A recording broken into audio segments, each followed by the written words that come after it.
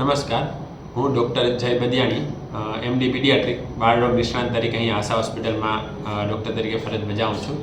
હમણાં છેલ્લા 20-25 દિવસથી પોરબંદરમાં અને આખા ગુજરાતમાં ગાલપચોડાના કેસમાં અસામાન્ય રીતે વધારો જોવા મળી રહ્યો છે.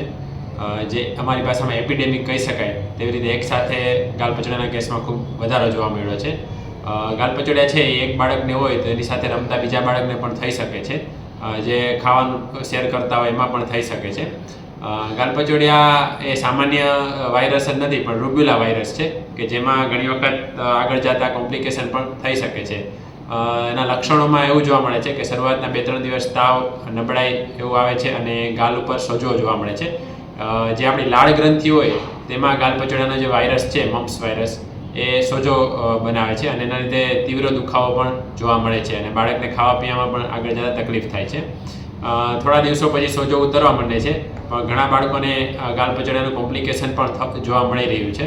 જેમાં સૌથી ખરાબ કોમ્પ્લિકેશન કહી શકાય કે જે ડેન્જર કહેવાય એવું મગજમાં ઇન્ફેક્શન થવું, એસેપ્ટિક મિનિન્જાઇટિસ, કે જેના લીધે એમ કે બાળકને મગજ ઉપર અસર થાય, ખેંચ આવી શકે એવું બધું જોવા મળે છે.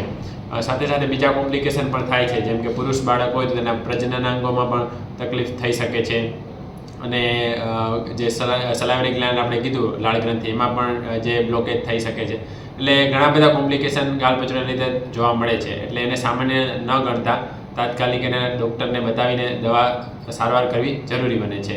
આ વાયરસ એવો છે કે તેની કોઈ એન્ટીવાયરસ દવા નથી, પણ તેનાથી બચવા માટે વેક્સિન છે એ અવેલેબલ છે.